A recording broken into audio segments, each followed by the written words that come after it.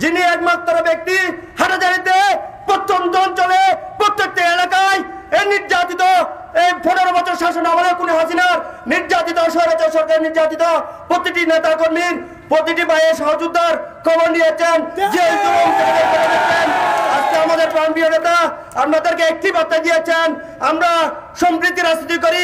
বাংলাদেশ জাতীয়তাবাদী দল বিএনপি হচ্ছে জনগণের দল, সবসময় জনগণ নিয়ে থাকবে, ভবিষ্যতে ছিল, বর্তমানে থাকবে, ভবিষ্যতে থাকবে, অতীত ছিল।